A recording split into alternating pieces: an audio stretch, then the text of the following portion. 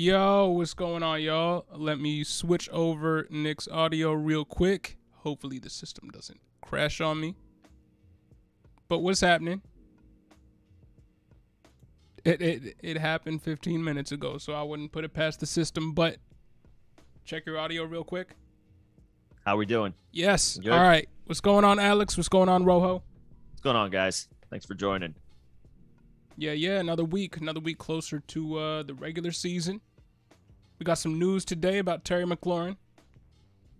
I was not expecting that. Congrats to Terry. Congrats to Terry. You weren't expecting that?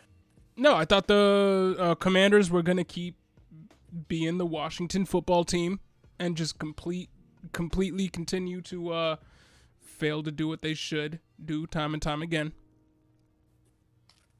No, I mean, they got me. this one right. Yeah. They got this one right. Right, 3 years, $71 million. That puts Terry's contract as a whole right in between, I think, the contracts that both Cooper Kupp and DJ Moore received. So it's well-deserved. Right in line with what Stephon Diggs got, just 1 year less. Yep. Yeah, and well deserved. Put up some strong numbers despite numerous quarterbacks and erratic at best quarterback play for pretty much his entire career. So shout out to Terry. Gets a little bit of stability in his personal situation, gets the money that he's looking for. He comes to training camp happy without any issues.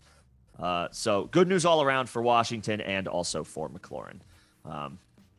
Nice little positive piece of news for him right before, with just a few weeks to go before training camp. I was honestly hoping that McLaurin would force the issue and get traded to another team, because that would both unleash Terry McLaurin and unleash Jahan Dotson. But we see the opposite of what I wanted. So, but it's still good. I'm glad for all you Washington Commanders fans out there. If you're out there, if you exist, I'm happy for you. They exist. They just don't outright tell you right away. They're, the most of them are, to be fair, they've gone through some shit. Yes. To be fair. And they have other sports teams that, they'll say they're a Nationals fan or a Capitals fan before they'll say they're a Commanders fan. So, yeah. But anyway, Terry gets his money. As far as Jahan Dotson, you brought him up. Probably wasn't going to be unleashed in a worst case scenario between the two sides of Washington and McLaurin in year one anyway. But I agree. I mean, his upside is still very tantalizing. We're excited about his potential. The vibes have been very good around him so far in this offseason. And his price is still relatively cheaper than I think it probably should be. This should keep it down. The Terry McLaurin signing should keep that ADP of it shouldn't budge too much right now. Agreed. Despite the glowing reports, which makes me even want to continue to buy Jahan Dotson at cost anyway. Because now the glass half full from as a young player perspective is he's not going to be the focal point of opposing defensive game plans. Terry remains in that role. So Dotson can work his way in, starting in that kind of complementary role as a rookie instead of having the pressure of being a team's wide receiver one. So, yeah, I think this is great for the command. This is just point blank great for the Commanders offense as a whole. Yes, it is.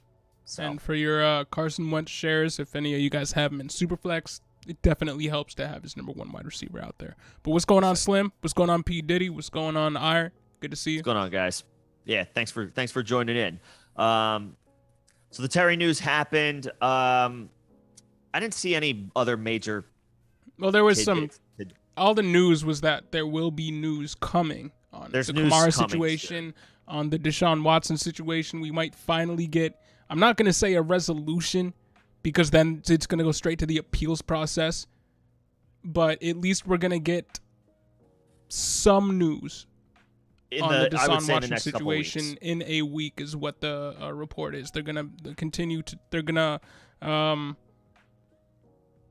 hold the whatever the legal term is for the next 2 days, and then deliberate, and then we will hear next week. And then it will probably hit the appeals process because the NFLPA has to do their thing. So we'll hear some sort of concrete-ish news on Deshaun Watson. There was a report that now the Houston Texans have a lawsuit filed against them. So just more bad news with regards to that whole situation. Report dropped today on the Baker Mayfield front that Baker said outright that the Cleveland Browns would have to come to him and apologize, basically, if they wanted him to, if they wanted him to be their starter at any point, which we kind of surmised. But that's to the surprise of nobody. Right. Obviously, Baker feels like he was wronged by the team, therefore there's nothing for him to apologize for or try to make amends for. That's not the ball's not in his court. I think regardless of the situation, whatever happens, the Browns are going to find themselves in a position where they need to trade Baker Mayfield. I don't see a scenario where he plays for them again. His words and mine seem to be made up. Now, I don't know Baker personally, so I can't say that there's zero chance of them making some form of amends, but it doesn't feel likely. But no, we will get resolution on Baker, I would think, before training camp. The team that is acquiring him is clearly going to want to give him as much of an opportunity to learn the playbook as possible. And I think it's going to be the Seattle Seahawks. I really do at this point. We speculated be Seattle or last Carolina. week before that news dropped where the report was that the Seahawks were still interested. We speculated that before the report dropped, so pat to us on the back. But once that situation resolves itself, we will give you all a video, and we will be live, obviously. But the only other news that I think dropped was that Gronk's agent already has teased that he could come back. Not even a week removed from the retirement, his agent, Drew Rosenhaus, already has said that he could return. So that situation's fun. Yeah. We'll see what happens. Right. We'll see what happens. That's pretty much it. Yeah. So before we get into the topic of today, which you can see on the thumb, you can see in the title, is the Forgotten Running Back segment. We did one for wide receivers last week, and we thought it'd be a good idea to do one for running backs this week. But before we get to that topic, let's get to this chat. Iron, do you like Curtis Samuel this year? I'm going to leave that one to you because you're Mr. Curtis Samuel. Yeah, I mean, I like Curtis Samuel this year because so far all of the reports have been positive from a perspective of his health. When the depth chart opened for the first time this offseason, Samuel was ahead of Jahan Dotson on the depth chart.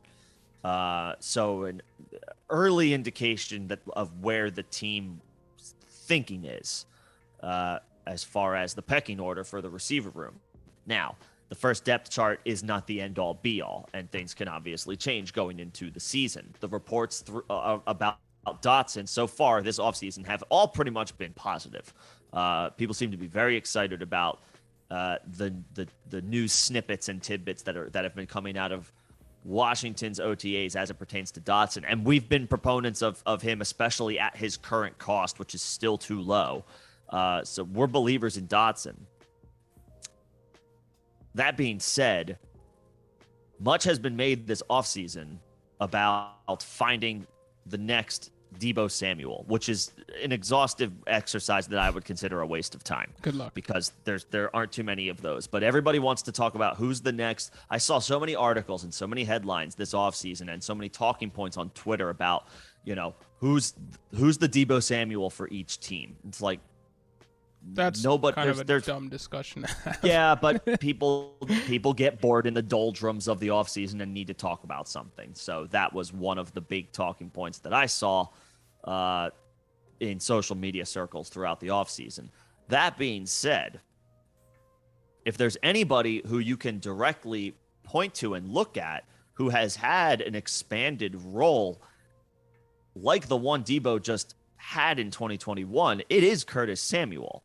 Curtis Samuel he played running back in college, made the switch to receiver in the NFL, and his head coach Ron Rivera with the Panthers utilized him in that kind of wide back role. Not anywhere near, again, to the extent Debo was used this year, but we saw Curtis Samuel line up all over the field, including in the backfield.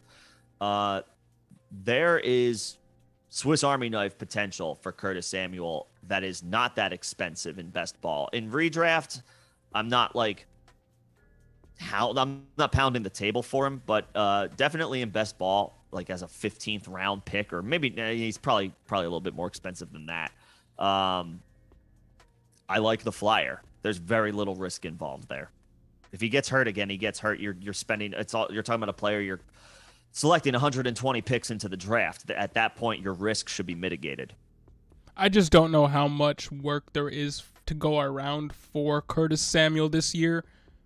Carson Wentz has historically never had a never his wide receiver. I don't even know how to say what I'm saying in my brain. His wide receivers. He hasn't supported a wide receiver that has been a high-end fantasy option. There you go. Thank you. Appreciate it. Outside of Michael Pittman last year, for the Eagles, his number one wide receiver was always Zach Ertz.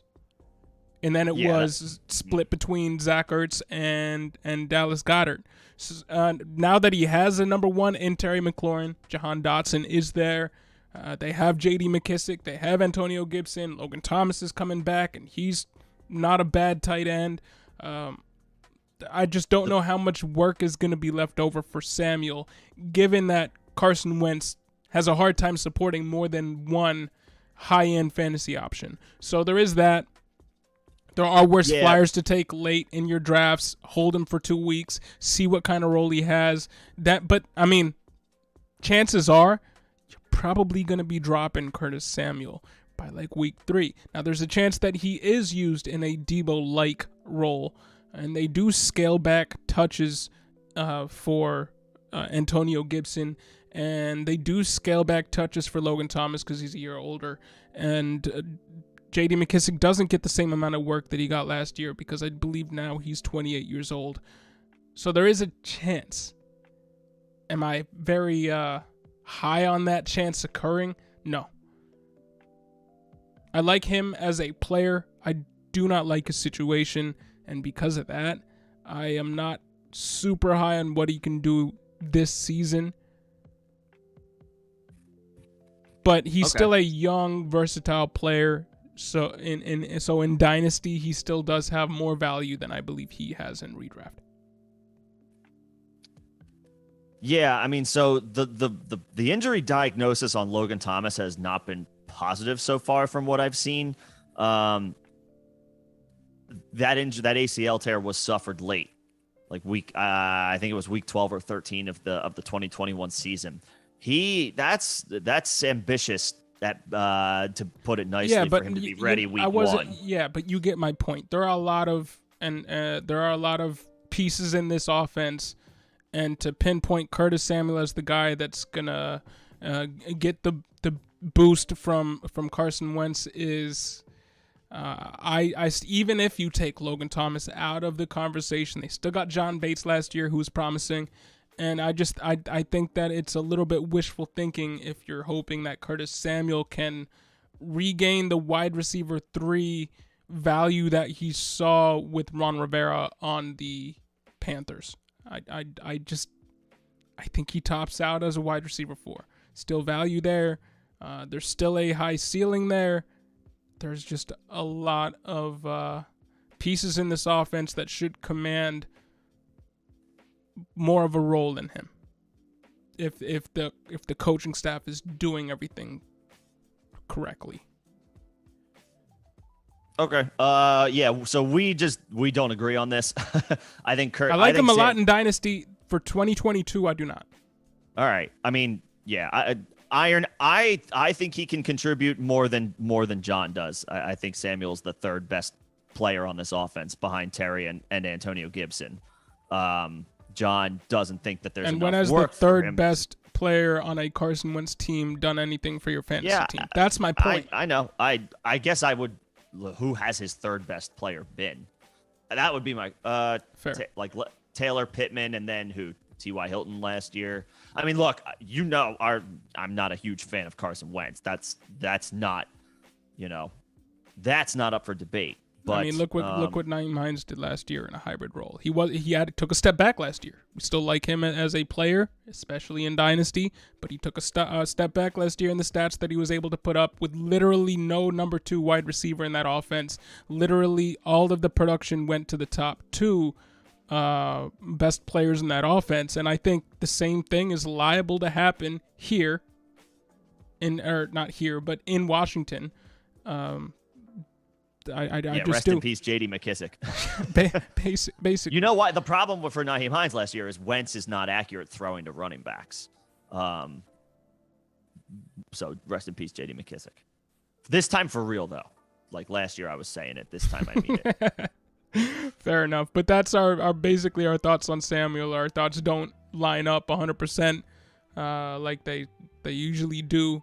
But Nick's a little bit higher on him than I am. I'm a little bit higher on Samuel than John is. Look, and I always say at the end of the day, if you like the player, like we can offer or dislike a player, we can offer only so much as far as from opinion perspective. At the end of the day, you're the one making the selection or expressing interest to acquire this player in a trade. And if you want that player, go get that player.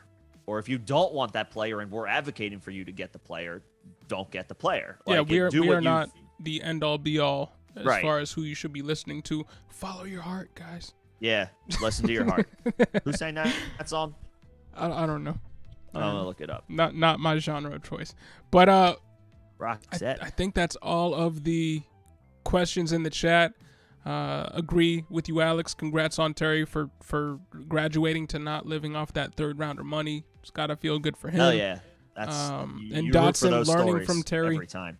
Should be great. Dotson learning from Terry should be great. So both good points there.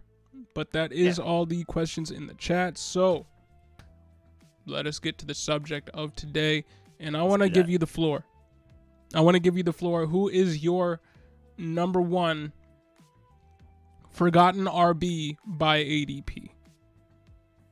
So first of all, we did chat briefly on before the stream and confirmed that the guys who I have are not in the same spectrum of the guys that you have. So we're going to hit multiple talking points today. I think I have the guys who are these are the house names whose ADP has fallen for a variety of reasons. You got the guys in between, ADP 50 and 100, and I got the guys that are way down at the bottom of the ADP ranks that you can get with your last pick. Bottom of the barrel. We're not going to be doubling up on any players that we're going to bring to the table today. Not at all. So with that said, and I'm using Underdog Fantasy as for my ADP, just from the perspective of this is best ball, so it's a bit skewed, but I think this ADP aligns pretty well with what hardcore regular people who are drafting regularly during the offseason. These are the guys that the sharpest minds are this is the ADP that has developed from their thought process and from their strategy. So I trust it. I trust it well when adapting it to redraft ADP. That being said, the first guy up I have is one of the biggest household names at the running back position for the past 5-6 years. It's Ezekiel Elliott. We've talked about this before, and when we did our RB1 or when we did our top 24 rankings, Zeke was included in that, but as an RB2. Last year he finished as an RB1, and Zeke for his career has been as about a relative safe RB1 as you could possibly find in the fantasy landscape. I think the only time he didn't finish as an RB1 was the season where he was suspended 6 games, and he still finished as an RB1 in points per game. Nearly finished with 1,000 rushing yards, I think, in 10 games played or 9 games played, which was pretty remarkable. Zeke has been an RB1 for his career. And then he picked up an injury. I think it was the patellar tendon. I think that's or something along those lines that Zeke picked up in the second half of the season last year, and he wasn't the same. We saw Tony Pollard get more work in the backfield. We saw Tony Pollard run significantly more routes. I think I saw a stat earlier on Twitter. It was yesterday or the day before that Tony Pollard ran the most routes out of the backfield. No, I said that on a live stream about a month ago. Okay, well, yeah. Okay, that's you. Then you came up with that stat. Good job. Boom. You're welcome. So yeah, doubling down. Tony Pollard ran the most routes out of the backfield last year of any other back. So, and I believe Zeke was number 3. So. Yeah. Okay. So there you go. All that being said, with the burst that we saw Tony Pollard bring to the table in the second half of the season, more recently ingrained in our minds than Zeke performing well and at an RB1 level for the first half of the season. Now his ADP is all the way down around 40. Wow. This is the cheapest Ezekiel Elliott has ever been by probably about 20 spots. And that includes his rookie season when he was still a high second-round pick. For the first time ever, you get the opportunity to draft Ezekiel Elliott at his floor. This is obviously a strictly redraft conversation, not dynasty. We are proponents on getting out from under Zeke as soon as possible. But for this season alone, I think he's still got one more year in him, and the Cowboys still have more incentive to continue to ride Zeke into the ground. They had to lose Amari Cooper was a cap casualty. They're still paying Zeke a ridiculous amount of money. He's going to get 300 touches once again. And now you can get him for the first time at his absolute floor. Below his floor. I would say you can get him for below his floor just because everybody's so high on Pollard. Right. And so with an ADP around 40, comfortably being able to get Zeke in the fourth round, and that might continue to climb closer to the start of the season, and it's going to round out to be maybe more of the bottom of the third, maybe the middle of the third round. People start coming to their senses. But even then, like you said, you're still getting Ezekiel Elliott either as your RB2 at his floor or as your RB1 if you stack wide receivers or Travis Kelce early. You're talking about an RB1 in points per game for the past 5 or 6 years being had around an ADP of 40. Ezekiel Elliott has to start the conversation for me on this topic.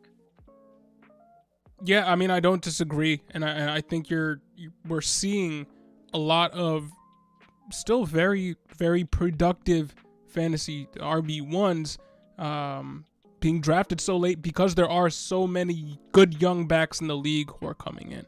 People are high on Brees. People are high on J.K. Dobbins coming back. People are high on Travis Etienne coming back. There are a lot of young Javonte Williams. People are high on a lot of, and rightfully so to a certain extent. Rightfully so, yeah. High on a lot of these younger running backs coming in. Elijah Mitchell. There's just a lot of these younger backs that are pushing these older backs who are honestly being a little bit disrespected by the ADPs. There are several, down the draft boards. So take advantage of that for sure.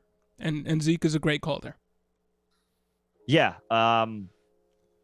If you have a pick around 40 and he's there, I don't care what your build looks like to that point. Take him. Just draft. I mean, and I like Travis Etienne. I like the names you mentioned. I'm very intrigued by Travis Etienne this year. I have Travis Etienne as a very enticing RB2. I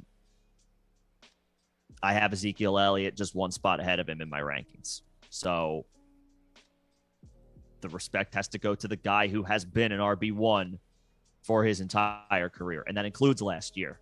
Draft him. You're drafting him at his floor. Draft him. Do you want to toggle all the way down to one of your let's basement guys, and then we'll come back up to guys that I have that are a little higher ADP. What's going on, Sam? Thanks for stopping it. Okay, so like I said, John and I are kind of on different ends of the spectrum of this conversation. I'm going to name some names that some household names whose ADPs are lower than I think they should be. John's. We're going bargain hunting. So who you got as your first guy that's going way too late? With an ADP of 206, and you can check this out on your end, I believe from the research that I did, he has an ADP of 206 right now. Okay. I got Sony Michel at number 1 in my list. Okay. Obviously going to another team, but he was the RB 37 in points per game last year. Despite, and that doesn't sound great on paper, but in the last 6 games of the year, he was the RB 12 in standard and the RB 13 in PPR. And Raheem Mostert has never started more than 8 games in a season. And Raheem Mostert has never had more than 137 carries in a season. And Raheem Mostert is 30 years old. And Chase Edmonds has never had more than 116 rushes in a season. And Chase Edmonds has started every game in which he was healthy last year. And was still only a part-time player, not playing the hard downs. Those went to James Conner. Mm-hmm. And Chase Edmonds only made it to 11 games. So his competition in this backfield are 2 guys that cannot handle full-time workloads. Straight up. And if they try to shoehorn those players into handling a full-time workload, one of them or both of them will most likely get injured based on past history with those guys. Again, Raheem Mostert is a not very durable 30-year-old running back. And Chase Edmonds, a little bit more durable, but still only made it 11 games last year as the RB1A, the first time he was ever relied on in that capacity. So Sony Michel could end up, being in the same position he was last year, starting the last 6 games of the year, starting the last 8 games of the year. And again, RB 12 in standard and RB 13 in PPR. Now that was on a very good offense, so maybe we shouldn't be expecting those numbers in Miami, even if he gets the full-time workload. But we're talking about a 15th round pick, 16th round pick, ADP of 206. Later than that, I'm just saying, an ADP of 206. If your draft only goes to 15, 16 rounds, that's where you're going to be picking him up. But he can be had even later than that if your drafts allow for it. Yeah, if you're doing best ball. And he has top 36 upside. He has at least RB3 upside, with upside for RB2 value, mid-tier to high-end RB2 value if everything goes right for him. With the 206th pick in ADP, in terms of the research that I did, I would like to hear where his ADP is in Underdog as it stands right now on your phone. It's 206. 206, so, there you go. So I was looking in the right place. Thing. I just think, and this is a theme with the people that with the players that I have listed. They're not going to be RB1s. They probably won't even be high-end RB2s, but they have top 36 upside and can be drafted with your last pick. That's where I'm at with the players that I have here, and I think it strikes a good balance here with the players that Nick is going to be talking about, who are still very good values, but you're going to have to invest a little bit more draft capital in them. But if you end up with Zeke, a couple other running backs, and then Sony Michel with your last pick, I mean, could be for a zero RB drafter, that wouldn't be a bad place to end up. Yeah, if you get him as your RB5 or something along those lines. Yeah, I mean, it's not a guy that you're looking to rely on to start the season. You don't need Sony Michel in week 6. Or you shouldn't. If you do, you're in big trouble. Unless, if Edmonds or if anything happens to Edmonds or Mostert. But yeah, unfortunately, running backs just get hurt. They just do. Edmonds and Mostert are, again, unfortunately, prime examples of that. Mostert especially. He's had some really terrible injury luck. But it happens, and it opens the door for other guys who you wouldn't otherwise have any thought of going into the season just because they're buried on the depth chart. Sony Michel's a good example of that. If Chase Edmonds stays healthy all year, I think Sony might have a difficult time carving out a significant role. But obviously, if Chase Edmonds stays healthy all year, Sony Michel could be and I struggle with saying this. James Conner was a RB2 last year while playing with Chase Edmonds. That was a better offense. Yeah. But Chase Edmonds is not a full-time player. And neither is Raheem Mostert. I dare say Raheem Mostert isn't even a part-time player at this point. He is a bit player that will play a role for this team, but not have a solidified workload. I think that's going to Sony Michel, and it might be messy until it works itself out. But James Conner was a startable piece while Chase Edmonds was the 1A in that offense for Arizona last year. And I think Sony Michel, while he will not get the same amount of touchdowns that James Conner got, even while Chase Edmonds was playing, because that's just not what the Miami offense does, and that is what the Cardinals offense does. But I think even if Chase Edmonds stays healthy, Sony Michel is going to have a role that you will probably be happy with if you pick him up with your last pick. Mm-hmm. And he has the upside for more, much more. I was just going to point out, like, all I was saying about Chase Edmonds is that he got paid far and away the most money of anybody here. So that's just like something to monitor. But yeah, Raheem Mostert has struggled to stay healthy. Edmonds can't carry a load by himself. In a potential expanded role, given the amount of money he got, maybe. But yeah, he's you have other pieces to complement him for sure. And that could turn into Sony Michel. So it's a good call out. And he's still only 27 years old. It's not like Sony Michel is dead. Right. People remember he picked up a knee injury early in his career, and it sunk everybody's thoughts about Sony Michel forever. And it was like, no, he's still fine. He's not bad. He's not stellar. He was getting fluid drained from his knee for right. None of the updates were good, right, about that. So right, people were just like, oh, Sony Michel, knee issue, injury prone, staying away. I feel like that became like a mantra around him, and he's been fine. So yeah, it's a good call out. I am gonna pivot back, swing back up. Hold up. Let's get to the chat real quick. We got a few questions before we get to our next round of players. Do we? Yes. Oh, okay. So some interest in Eno Benjamin and Kenny Gainwell. So for me, they don't apply to the way I approached our topic today. So I don't have those guys because I don't think they're currently being.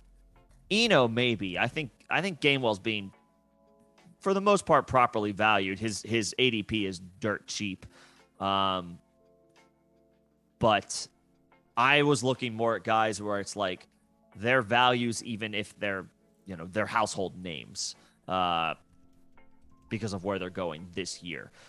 Eno has had some positive, couple pieces of positive news come out of Cardinals camp that he's looking good, and maybe he is in fact the RB2 over Darrell Williams, or that was speculated to this point. I don't know that necessarily happens, but I have to think he is the one who is the RB3 in front of Keontae Ingram, who is just a seventh round rookie, right? I mean, we can't expect that much from a seventh round rookie. Eno has been Eno's a seventh round pick himself, but he's now a third year player. He's not a rookie, so he's had a couple years to kind of develop. He doesn't fit, again, the criteria that I went with as far as approaching today's topic of conversation, but especially if you take James Conner, he's worth it as a last round investment. If you don't get in on James Conner and you have Darrell Williams and you want to just hit on the RB2 and the RB3 for the Cardinals and just have the guy that should be spelling James Conner and should come in for James Conner if and when he gets injured, which is a solid thing to bet on based on history. Again, we don't predict injury, but he's gotten injured every single year he's been in the league. Then I have no problem picking up both Darrell Williams and Eno Benjamin with your last two picks in a draft. Yeah, I don't have Eno Benjamin on my list. Yeah, I don't know if I'm crazy about that. I would get one of them if I get Conner and redraft. And the edge would go to Darrell Williams. I guess I could see myself grabbing a Darrell Williams type in best ball, but not in redraft without Conner. That's just me. But Eno's Eno might mix in this year. We'll see. What's going on, Theo? How you doing? Oh, Theo, what's happening, man? It's been a while. It's good to see you, man. What'd you miss? I don't know. You're gonna have to check out our videos, man. No, I'm just kidding. Yeah, I mean, so we've switched to redraft for the vast majority of our conversations now that the calendar is about to turn to July. We've done some running back rankings recently, some wide receiver rankings recently. Yep. Those have been our, I guess, our most recent streams, mixed in with a couple of various like AMAs and other random topics. But a lot of redraft so far. But it's good to see you, man. Thanks for stopping in. Hope all's well with you. As far as Gainwell, that offense and that just running back core is interesting in general. I do think Kenny Gainwell's probably the most appropriately ranked. I think this guy isn't on my list because he didn't fit into the ADP tier that I was really looking at. But I think Miles Sanders is the guy who is probably still the best value in that offense. I do. Yeah, his ADP right now is 79.8. Yeah, it's around 80. So you can still get Sanders. And I'm not a huge supporter of Sanders, but the starting running back for that offense that you can have, 7 rounds into a 12-team draft, 8 rounds, more like 6 rounds, 6-ish rounds into a 12-team draft. That's not bad, especially if you don't have to reach to get him. If it's like the top of the 6th round, then AJ Dillon is there.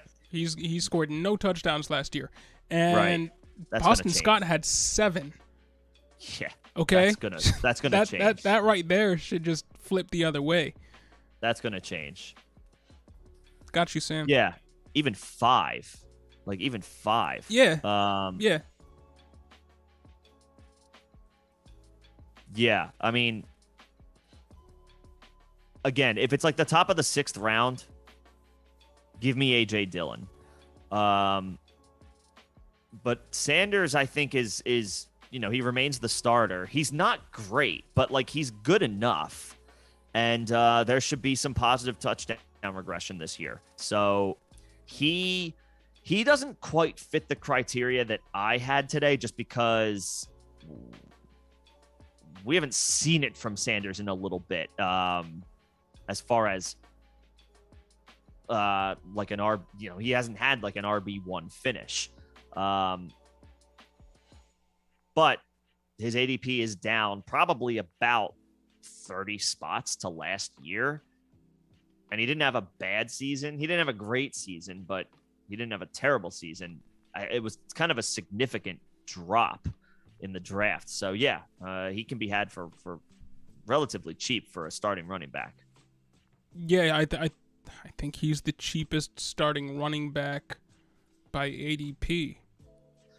It's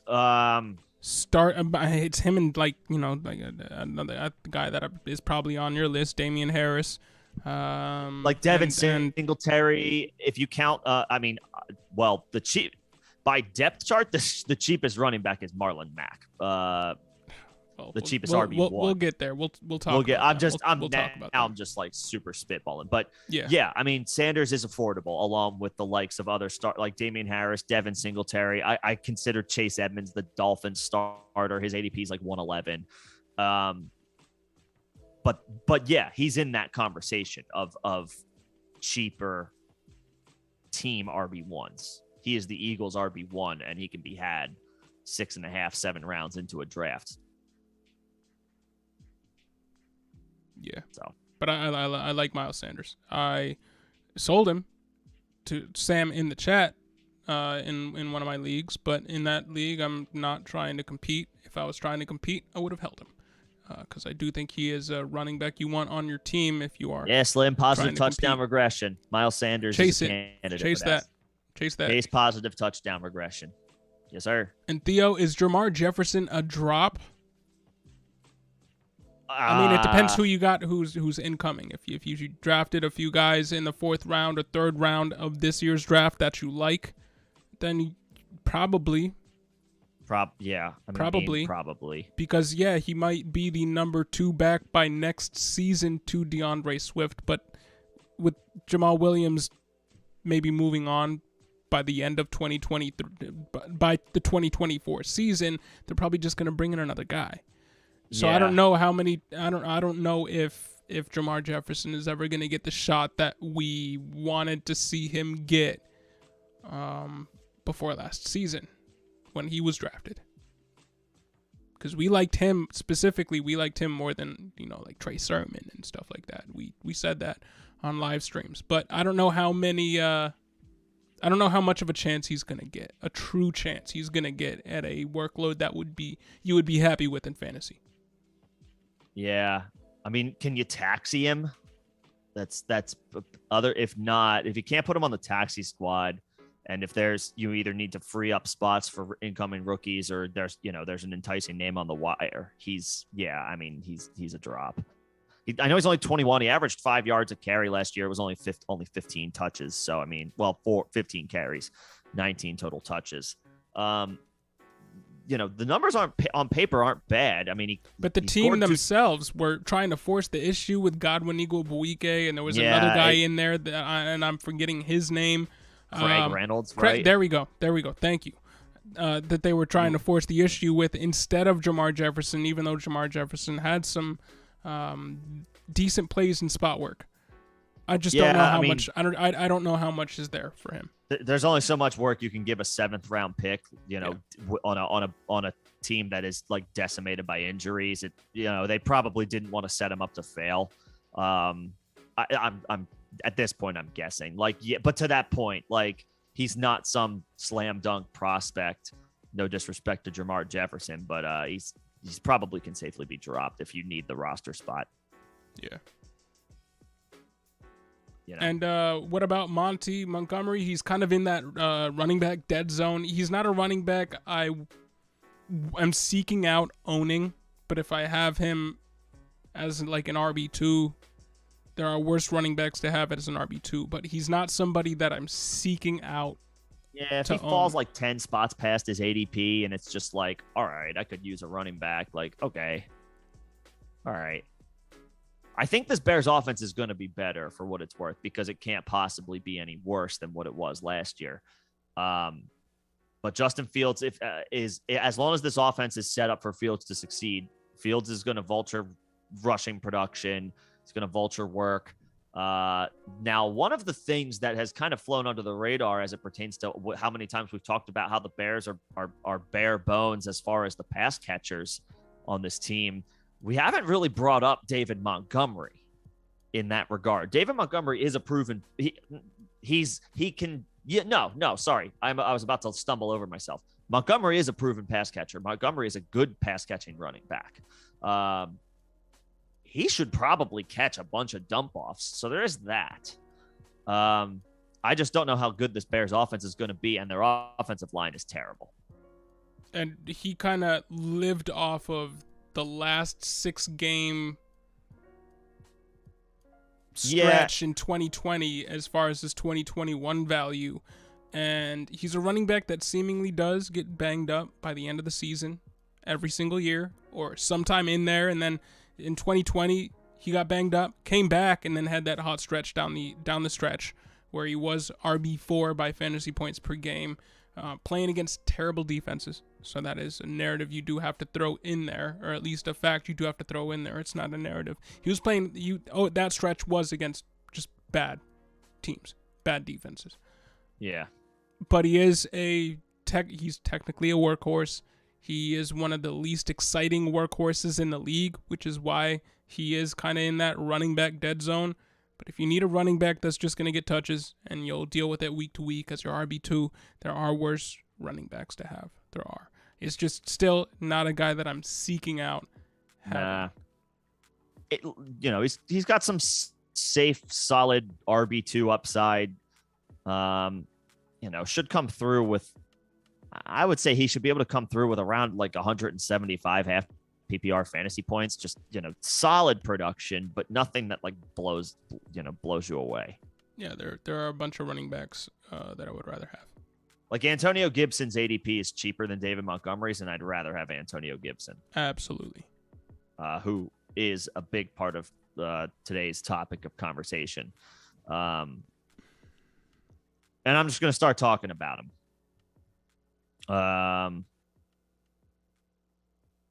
Antonio Gibson, as far as kind of forgotten running back names, is the most puzzling to me. Yeah, I don't understand his ADP. I really don't. Somebody please help make sense of this for me, and then if you try to, I will tell you why that's wrong. Antonio Gibson last year, now as in standard scoring, he was an RB2. I think he was like the RB20 in standard scoring. But in half and full PPR, Antonio Gibson finished as the RB12 and finished as an RB1 in points per game.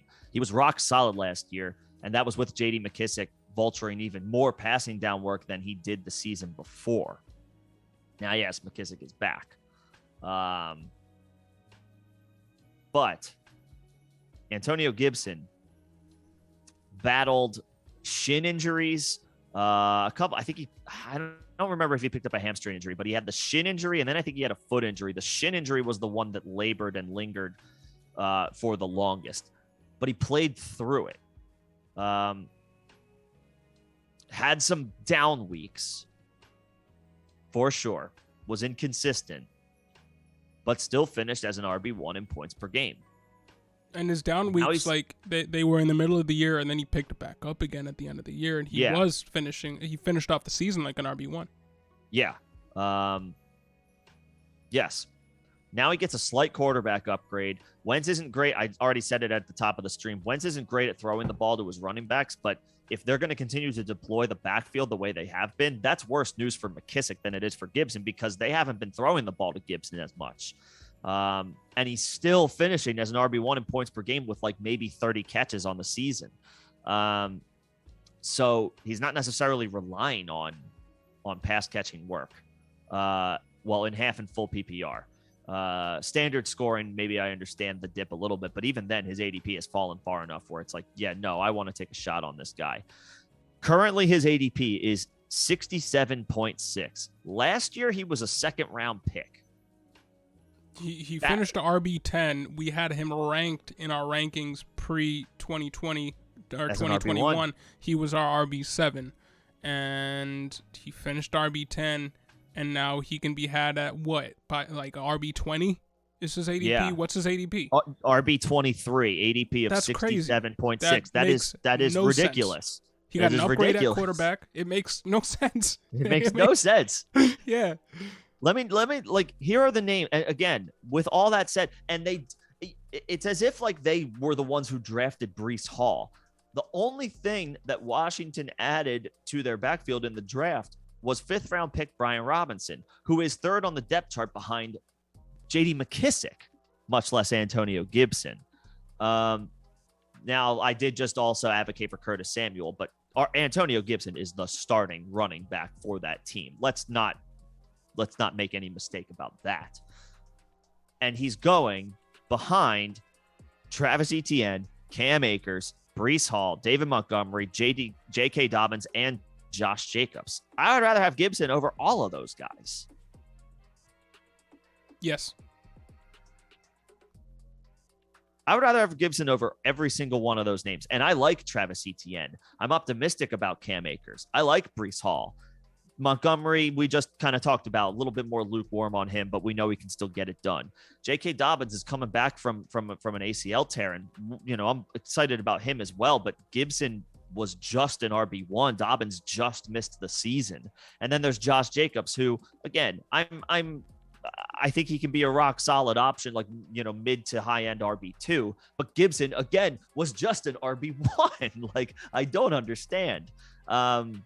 Played through the broken shin. It's not like he's 28 years old. It doesn't make sense. What are we doing, guys? It doesn't What make are we sense. doing here? What are we doing here? Yeah, I'm glad to see that there are a few people in the chat who agree with me. That's all I got to say. Antonio Gibson's ADP ADP is way too low. He is forgotten for reasons I can't make sense of. And I just listed 6 whole names on the list. You might want to include the first guy I advocated for, Ezekiel Elliott, as well in that list. That's like 7 running backs, and at 6 for sure that I'd rather have ahead of him. So if you miss out on Zeke in that 40 to say like 60 ADP range, nab some wide receivers and then grab Gibson in the 6th round, and then win your league. I don't disagree. I don't disagree. That's it. I know. I can't understand it. Yeah. No, I'm 100% with you. So that's my spiel on Antonio Gibson. I see that there are other questions in the chat. John, let's have you give your second guy, and then we will go back to the chat.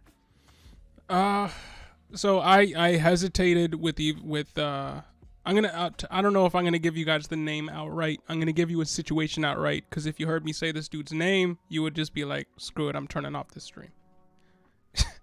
But here's a guy with an ADP of literally 215.9, and that's his ADP because the ADP doesn't go past that. He would be lower than 215.9 in terms of ADP. He plays for an offense with 190 vacated targets, whose number 2 wide receiver is projected to be out for the first 6 to 8 games, if not more. He plays for a quarterback who had 719 attempts in 2021, second most in NFL history, and has run a 2 running back system with a rusher and a passing down running back since 2012, and whose pass catching RB2 has finished in the top 36 in 7 out of the last 12 seasons. You kind of get which offense I'm talking about here. The RB ahead of him is coming off a career year, is currently overweight, and has struggled with ankle injuries in the past. And the other running back technically ahead of him is a rookie. And pass catching rookie running back touches when the incumbent has a solidified role for a Tom Brady offense. Shane Vereen in his rookie season had 15 total touches. James White in his rookie season had 14 total touches, and Damien Harris in his rookie season had 4 total touches. This is a Tom Brady quote right here, and I quote, "I've always said my best teammates are the ones I have to think about least because I don't want to expend my mental energy on things that aren't really my job," end quote. Direct Tom Brady quote. This player in week 3 had 10 targets, 9 receptions, 51 yards, and 1 touchdown, and no rushing attempts as a running back. Week 3. He was recruited by Brady and Arians before the number 1 running back in the offense got there, and he's absolutely free. And his name is Gio Bernard. Gio. So with your last pick, again, Nick and I are approaching this subject from different ends of the spectrum. Nick is looking at running backs that you can draft anywhere in between the 4th round to the 10th round. And I'm looking at running backs that you can pick up with your last pick, who will most likely outperform that last pick ADP and might end up being a starting running back for your team for a stretch throughout the season and help you get to the ship. Gio Bernard is that for me. Absolutely free. Tons of vacated targets. They just lost Gronk prospectively for the entire season 2 here. And everybody's looking at who's going to fill in. Mike Evans going to get a ton of targets. True. Leonard Fournette's going to get a ton of work. True. Russell Gage is going to outperform his ADP. 100% true. But people are looking for Cade Otton to come in as a rookie tight end and perform as the receiving tight end in this offense. But I mean, Gio Bernard had a game with 10 targets last year, and Tom Brady has a track record of targeting tight ends, and he advocated to bring this guy in. He had injuries for the majority of last year. After that 10 target, 9 reception game, he picked up an injury and just wasn't utilized in the offense. And Leonard Fournette exploded in the receptions. Well, he tore didn't he tear his ACL? He didn't. No, in week 4 he did not. He got banged up. Continued to play. Averaged around 3 targets, 3 catches a game for the next 8 games, and then got injured and was out. Okay. But he has a role on one of the best passing offenses in the league and is their pass catching specialist. And he's completely forgotten about. So again, not a highly touted guy. I'm not advocating that you pick him up with anything other than your last pick in a redraft league. This is not a dynasty situation to be chasing at all. But he's free, and he has 10 target upside in a Tom Brady offense. Yeah, I mean, any given week, they're going to be looking in the first half of the season for somebody to help pick up the slack behind Mike Evans. So we saw it for a week last year with Gio, and then and in the playoffs, he kind of killed the Eagles. Gio did. Yeah. Remember that Gio had, it wasn't a stellar game, but he was running the ball, caught the ball, had a touchdown, has a fantastic mustache. He's got a great mustache. Yeah, but no, I just, I think people are completely forgetting about him in this offense and looking at literally anyone else to pick up targets in lieu of the Godwin being out for first half of the year. And maybe I think he has a good chance to, maybe a 10 target game. Can't predict that. But 5 target game, 6 target game, 7 target game. If you're in a PPR format, there are worse people to be drafting with your last pick. Yeah. He's a solid player. Has been a solid pass catching running back for his entire career. Better pass blocker than Rachaad White as it stands right now. I mean, you have to give the edge to the veteran in that regard for sure. And those types of players are going to play on a Tom Brady offense over the rookie until the rookie gets his feet wet and feels comfortable in the offense doing more than just running the ball. You have to be able to play multiple roles at the position. I mean, with your last pick in an 18th round best ball, especially if you have Brady, for sure. I don't know that he gets drafted in 10 or even 12 team redraft leagues, but it's just a name to keep an eye on early on in the season.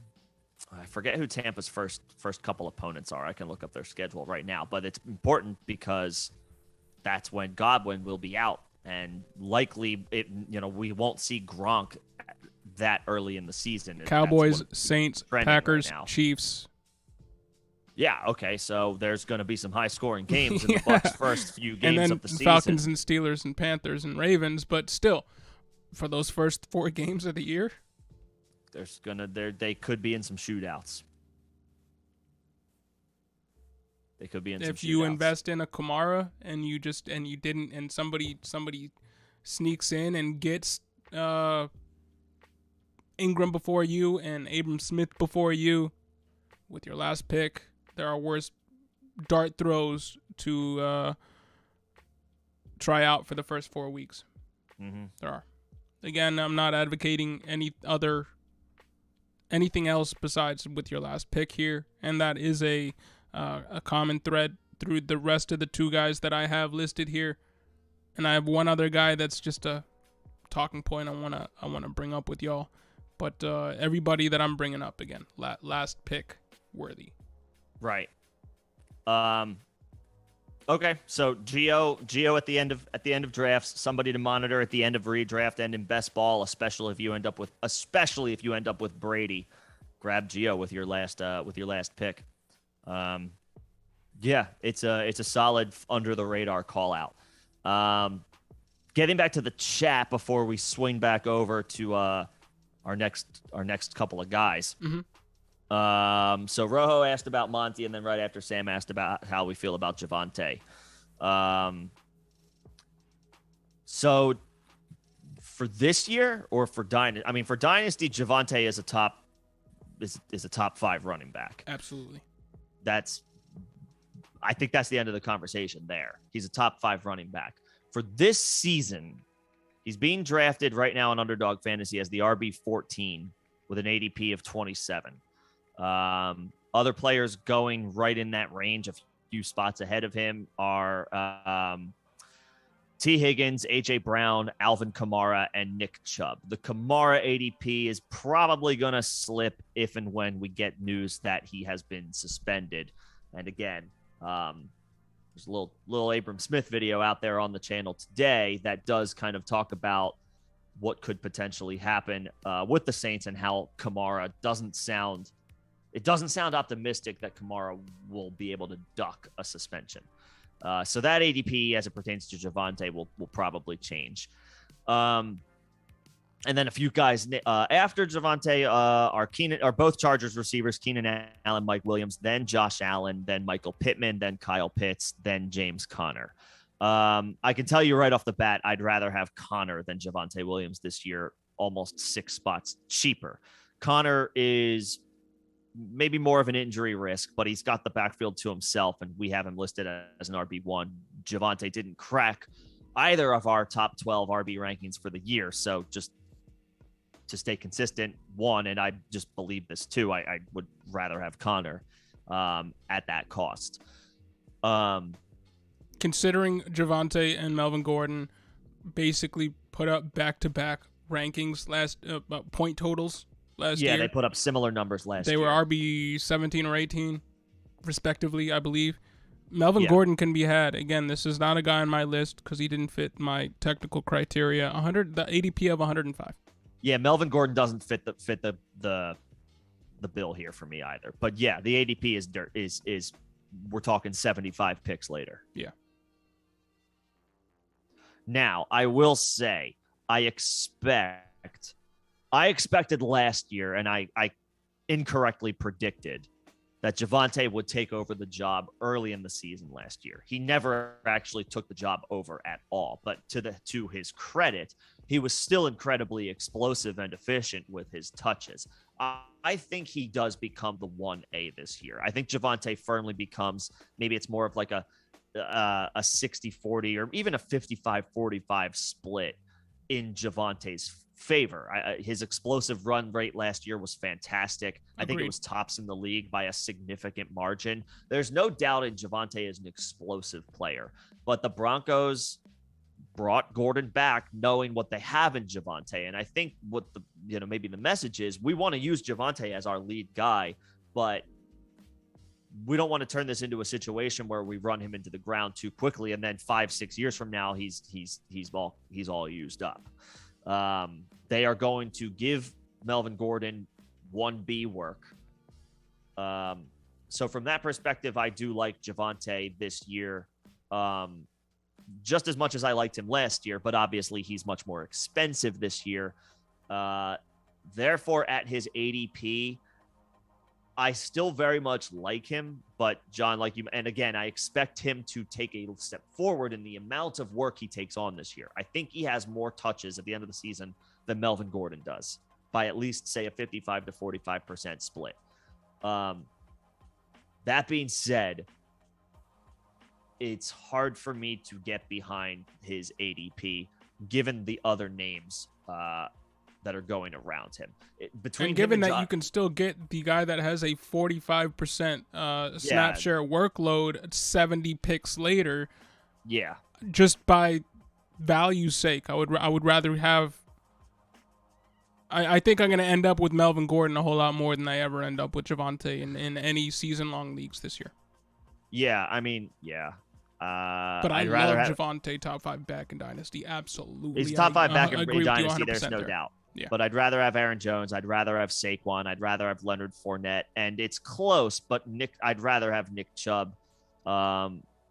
Actually, no. I'll say I think I'd rather have Javonte over Nick Chubb. The vibes in Cleveland aren't great this year, even though Chubb has been spectacular.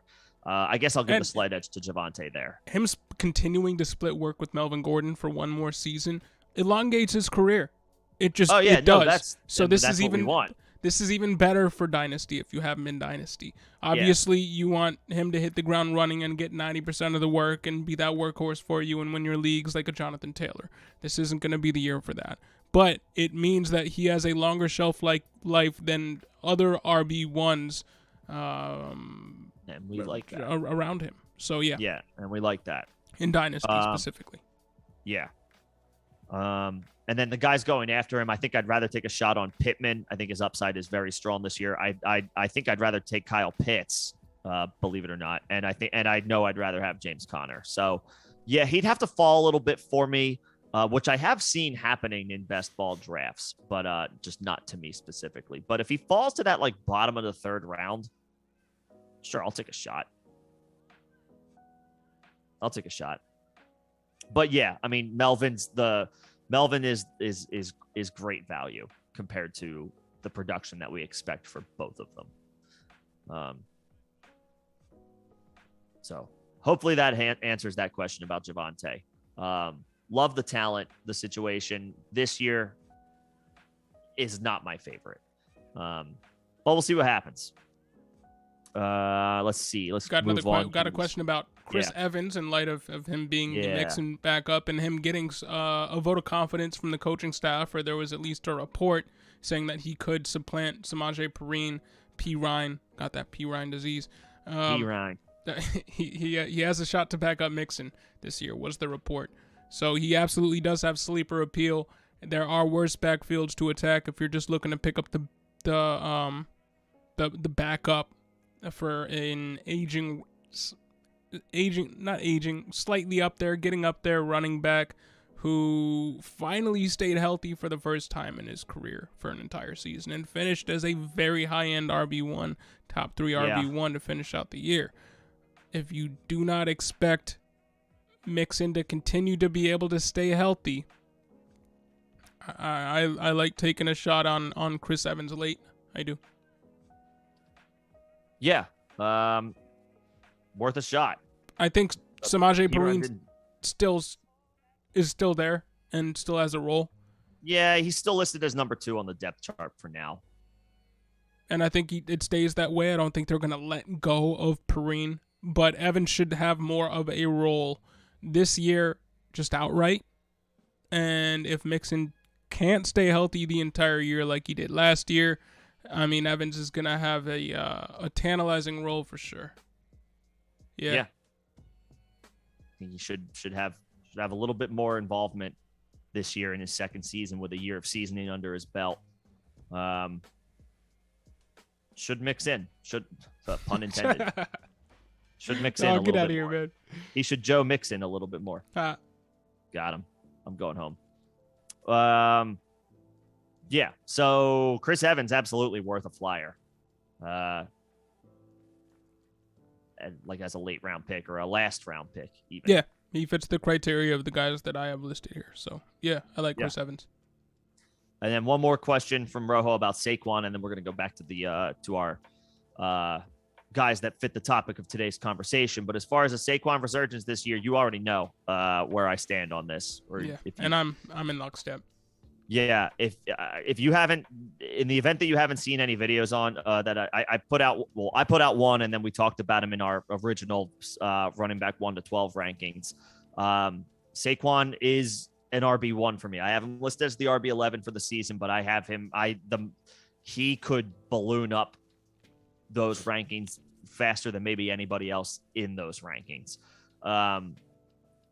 The injuries that have been, and I've been following and monitoring very closely the tweets of Edwin Porras. He's Fantasy Points' medical and injury analyst. I think he's fantastic at his job. So all of the data that I'm sharing, or like little tidbit, there's no data, there's tidbits here that I'm sharing about Saquon are from following him and his work. So Edwin, if you ever watch this, much appreciated. I doubt you will, but you never know.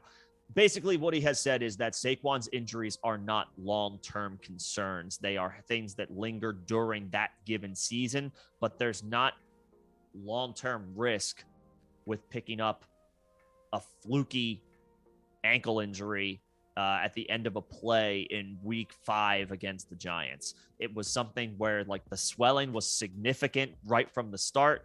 With rest and time, it heals, it goes away. There's not something that you have to worry about for the next season. It just hampered him all season long last year. Plus the Giants season went in the toilet pretty fast. So it's like we all know how that offense was performing toward the end of the season. Now Saquon is healthy. Saquon is back. The offense or not just the offense, the coaching staff in general had a huge overhaul. They bring in a very exciting hire in Brian Daboll, who helped to just oversee basically an overnight transition for the Bills offense, and helping Josh Allen maximize his potential. Now he takes on another task, another project, and while I'm not expecting anything close to leaps and bounds from Daniel Jones, I am expecting smarter play calling. I am expecting better, more consistent play from the Giants offense, and their offensive line looks to finally be stabilizing after they finally invested in it appropriately. And, I mean, speaking of backup running backs, because we've been speaking about, I mean, at least I have been speaking about that all day today. Their backup is Matt Breida, and their secondary backup, their number 3 running back, is Gary Brightwell, who basically never saw the field last year. So, I mean, in terms of and basically no running back would be a threat to Saquon Barkley, but the front office thought so little about what Saquon's injury history was from just last year and the injury that he picked up last year that they made no moves to solidify the RB2 in that offense, and that to me signifies that they believe that Saquon's going to hit the ground running, and basically that they're gonna not really need to rely on the RB2 at all this year. From an organizational standpoint, they didn't do anything to fix that problem, if you could say that's a problem. Yeah. So Saquon to the moon. His ADP is currently around 20. I'm pushing it up on Underdog. I just took him at 16 in a high stakes tournament best ball draft over Aaron Jones, who is my favorite. So I'm swinging for the fences there, and I think Saquon, while he might not be the overall RB1 this year, I think is poised to go back to the catch ceiling. Maybe not ceiling, but the catch. Like I think he caught 90 balls, right, as a rookie. Yeah, he goes back up to having 70 plus. I think he gets 70 plus this year, and that's with an offense that I would expect wants to get him the ball in space and not just be slamming him up the middle time after time. Yeah, Saquon, I think he's going to have a very strong season. All he needs to do is stay healthy. Yes. All he needs to do is stay healthy. And again, the injuries that he has picked up the past couple of years are not lingering long-term concerns. And he's still only 25. So, yeah. Saquon ADP around 20. Smash every time. But to get back to, I got a couple more names that I do want to highlight here today, as far as guys who I think are somewhat forgotten in the RB ranks and shouldn't be. Who dat? My first two were Ezekiel Elliott and Antonio Gibson. I'm continuing to move down ADP a little bit as I get through these next one or two guys. I have two more guys. My next guy is a guy that I don't think you're as high on, and it's Damien Harris. And I did watch your video. You put is it in the pipeline? I think it's in the pipeline. It's in the pipeline, but it is it's from an old live stream. It's not from an old live stream, but no, it is from an old live stream. It's from an old live stream when you were out. That's what. Yeah, it was. I wasn't. Yeah, when you were in the Carolinas. Yep. It's from that live stream. So if any of y'all were in here, you know how I kind of felt about Damien Harris. But what I did not realize, and I'll leave the floor to you, was his ADP was so low. So yeah, take it away. So yeah, I listened to your video, and essentially you have concerns about potential for volume and the other mouths to feed in that offense as it pertains to Harris. That being said, his ADP is 93.7. So yeah, you can have him 8 rounds into a draft. You can have, and I expect the Patriots to. Yeah, I like Mac Jones. I'm not sure that we saw anything then much. Like he should take a step forward and should continue to get better. I just don't know how much of a ceiling Mac Jones has. I think the Patriots have to continue to run the ball and have that be kind of the bread and butter of their offense. And to your point, and you again, one of your arguments as far as concern for Damien Harris, or not concern, just something that you brought up, was that he is an unrestricted free agent. after this year, and probably won't be back with the team. To me, that spells that the Patriots are going to run him into the ground because they can get away with it this year. And look, Ramondre Stevenson proved to be good enough to have a role even with a healthy James White in this offense. Like, it should be Damien Harris, James White, and Ramondre Stevenson in some capacity, which obviously handicaps Harris to some degree. But James White it's not like James White is taking work away from Damien Harris. Damien Harris doesn't catch the ball. He saw 20 targets last year. He might see 5 next year. Like, you are not drafting Damien Harris as a pass-catching running back. It's just not what he does. I know he did it a little bit more last year, but that was out of extreme necessity. James White missed pretty much the entire season. I don't think James White cuts into Damien Harris's workload. I think Ramondre Stevenson and Damien Harris cut into each other a little bit, but Harris is going to be the 1A for this season. Yeah. He's going to be the 1A for this year on a solid offense, good offensive line. The Patriots are stable enough. They're great on defense. They're consistently always very strong on defense. So you feel good about the offense at the very least, like getting the ball back more often than not in neutral game situations, neutral game script. That bodes well for the running backs, especially with a team that still has a young quarterback who's developing. I think Harris has easy RB2 appeal this year. I don't think he made our top 24 rankings, but he would have been damn close to the top of the top 25 rankings. Did he? I don't think he did.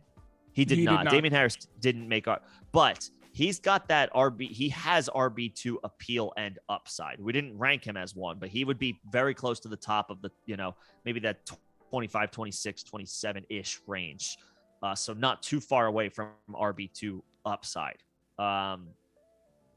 Ramondre Stevenson looms and absolutely deserves a role. But with an ADP of around 94, Harris feels forgotten to me. And a lot of the points that I brought up about Damien Harris were more dynasty related because they did bring in 2 running backs in the draft. I don't expect them to get much work, if at all, this season, because we know not only does Tom Brady not love rookie running backs, Belichick doesn't either. Bill Belichick doesn't either, yeah. And Ramondre is there. They are getting James White back. So those rookies don't factor in for me for this year. And no, they don't. For his ADP, like I did not know his ADP had fallen so far. This is another guy that is currently being drafted at his floor, and it's basically people are drafting him. I feel like people are drafting him like he just came off of the season he had in 2021, not the season he had in 2022. The season in 2021, he had 2 touchdowns. The season in 2022, I think he had double digit. So it's kind of wild that he is this far down draft boards. So he does present a value, even though I am not high on his dynasty ceiling past this year. Yeah. No, but this year he has clear value as the Patriots RB1, where he should see another 250 plus carries, like maybe more. And the Patriots didn't do a whole lot to evolve their offense from past what it was last year. They brought in Tyquan Thornton, but in terms of bringing in Devontae Parker, right? Devontae Parker too. I always forget about him. But in terms of really upgrading their offense, they didn't really do too much. So their offense should look a lot like it did last year, and that was a season in which how many touchdowns did he have? Did he have 13? He had, I thought he had 14. He had a good number. Was it 13 on the ground then? Yeah. So I think he is a good bet to repeat what he did in the touchdowns. He had 15. He is a good bet to get maybe not 15, touchdowns. But dang, maybe around 10 to 12. 10 to 12? Yeah. With 1,000 yards. He was about 70 yards short of that, but I know he missed a little bit of time. Yeah. So, yeah, 1,000 yards and 10 to 12 touchdowns. I mean, you're still talking about a high-end RB2 performance. Yep. So, yeah, ADP of 94. I like Ramondre Stevenson. He doesn't scare me that much. No. As it pertains to Harris. So, yeah. Give me Harris at around 94. So I have one, maybe 2 other guys, but I'll let you pivot to the third guy that you have. Again, you guys know where I'm coming from with my picks here. This is a guy who has an ADP of 182, so not quite as low as the last guy that I brought up, but he's also. Let me find him. I mean, he's pretty much right. I think I know who can be had with basically your last pick. Your last pick, and I like it. Rex Burkhead. Okay. It's Rex Burkhead. I know this doesn't sound like Rexy. Much, but he made David Johnson and Philip Lindsay obsolete last year. From weeks 10 on, he was the RB26 in standard and the RB22 in PPR on a bad offense. In weeks he started last year, he was RB15 in PPR and the RB20 in standard. He is the definition of a running back that nobody likes, but he is productive. I like Rex. And there is a running back listed ahead of him on the ESPN depth chart for the team in Marlon Mack. But in his first work, 2 years removed from his Achilles, he averaged 3.6 yards per carry. And I drag Chuba Hubbard for averaging that amount in his rookie season.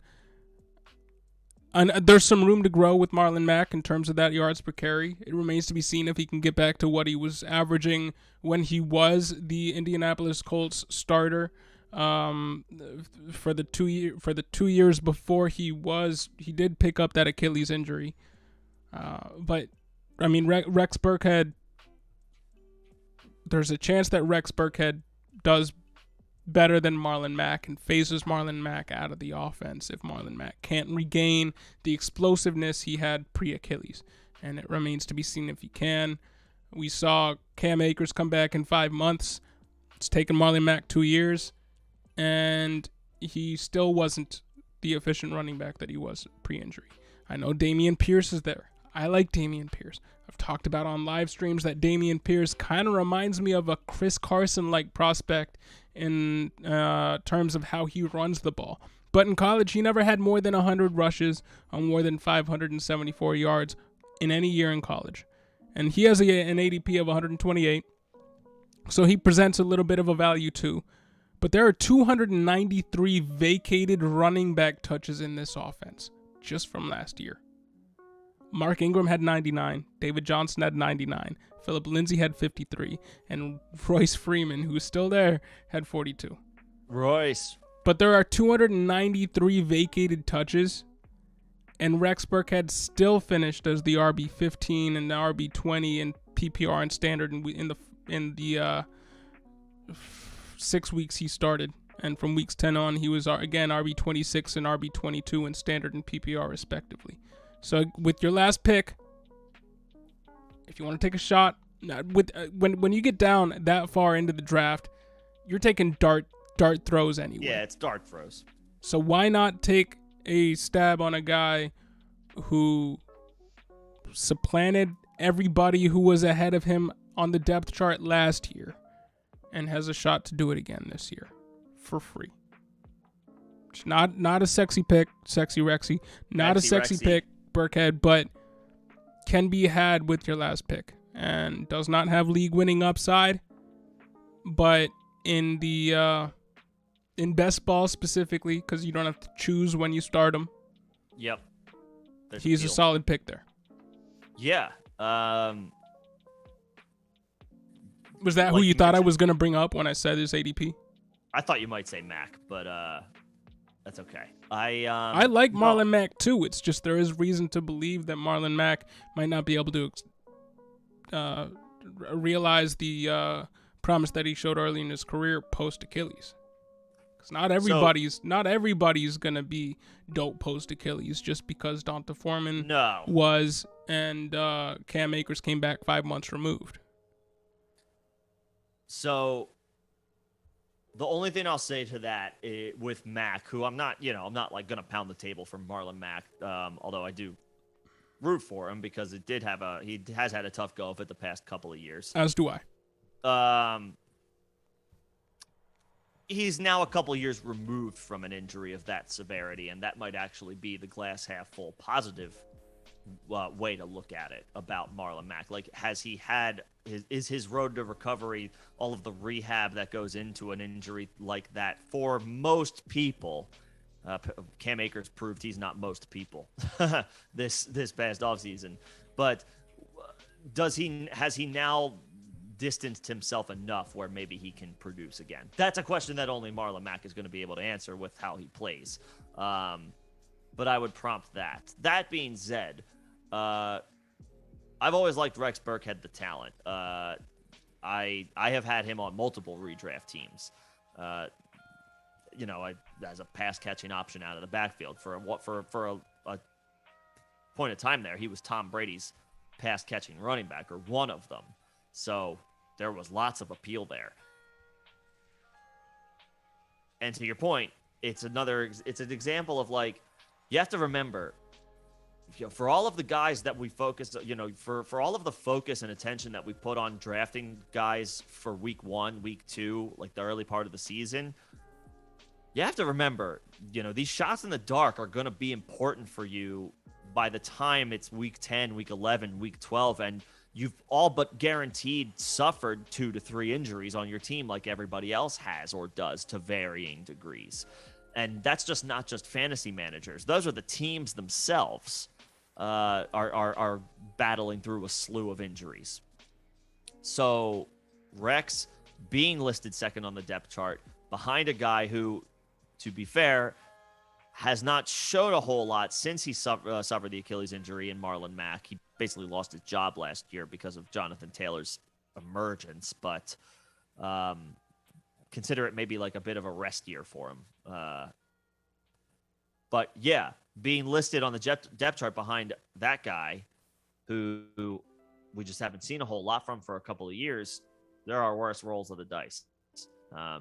And this pass catching core, there's not that much there behind Brandon Cooks. I'm very intrigued by Nico Collins. I really like Nico Collins. I think Brevin Jordan could be, a decent player here and there. But I mean, if the running backs can catch balls out of the backfield, there's work to be had here.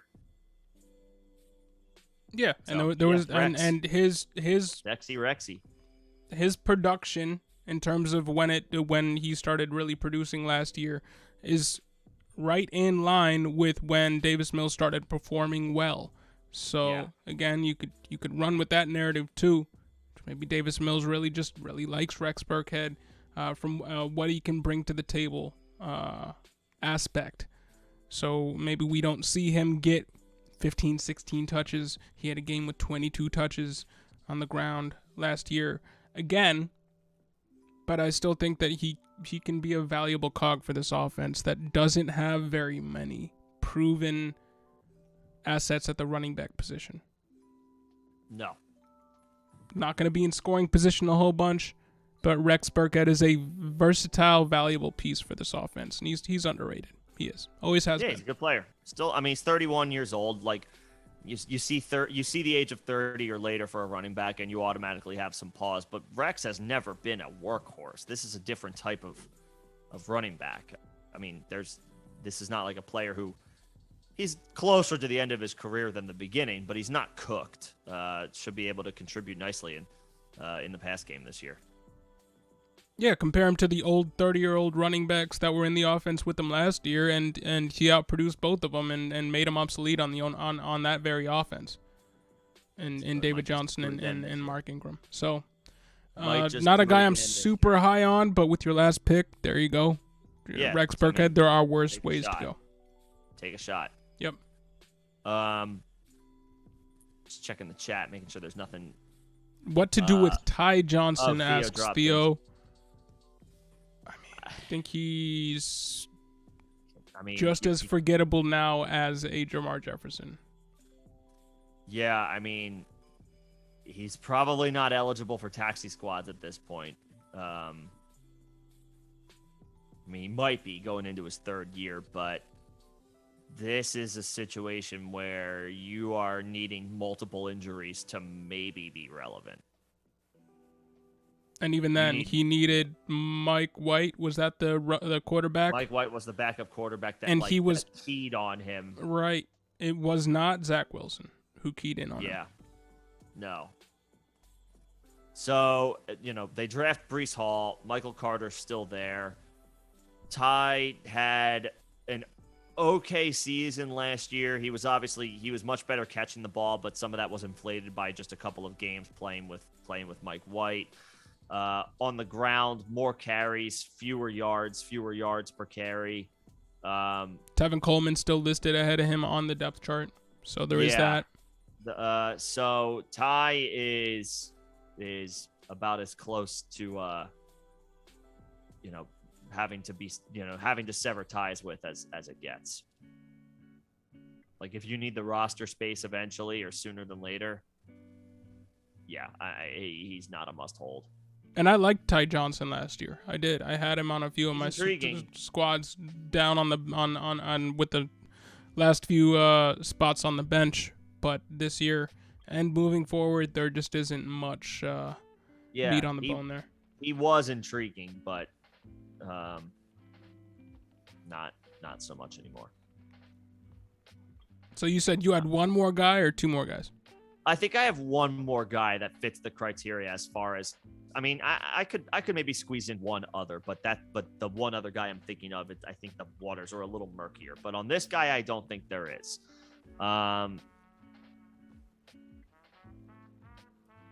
Actually, I could say I have two guys. There you go. Who's the first? I could say I have two guys. The first guy is not a starter. He's not his team's starter. And missed a lot of time last year due to injury, especially toward the end of the season. But the next guy that you should probably consider taking a look at in the, past the dead zone, but just before almost 100 picks into the draft, is Kareem Hunt. The running back Jarvis Landry. I got you. Yeah, running back Jarvis Landry. Yeah. He's going to be once again the pass catching running back for Cleveland, and I get it. The Brown situation feels pretty gross right now, and his quarterback might be Jacoby Brissett, which submarines all of the value of this Browns offense, or a lot of the value in the Browns offense. That being said, Kareem Hunt is just a year removed from having been. He was an RB1 in points per game. I think he was an RB2 as an overall finish. Or no, sorry. He was an RB1 as a finish, but he was like an RB2 in points per game. So it was solid, but there was some peaks and valleys. He was off to a great start last year before the injuries piled up. So there's some built-in risk. And again, when Deshaun Watson gets suspended, probably for the entire season, Hunt's value takes a significant dip. But if his ADP falls in like a corresponding move to the suspension, and all of a sudden you can have a guy of his caliber, his talent, say 110 picks into a draft, pretty good value. It's going to feel gross. Cleveland's going to feel gross this year, maybe outside of Nick Chubb. But Hunt goes back to his valuable pass-catching role. There's lots of Browns in this offense. There's lots of Browns running backs in this offense. But Kareem Hunt is objectively better than all of them other than Nick Chubb. So he's not going to play second fiddle. We like D'Ernest Johnson. He's not going to play second fiddle to D'Ernest Johnson. So 100 picks into the draft, maybe more, for a guy who is a couple years removed from an RB1 season. We're not expecting anything more than an RB3 season from him anyway. But 100 picks into the draft with a guy with that pass catching upside, and if anything were to happen to Chubb, should be pretty strong value. Should be. For the record, this was the one I decided to squeeze in at the end. As far as just listing one other name. But I've dabbled with a couple of shares of Hunt this year. The ADP is not very high. It's not enough. It's not something where it's like that's breaking the bank. I believe he was RB20 by points per game last year, and that was with a dead-armed, injured Baker Mayfield for the majority of the season.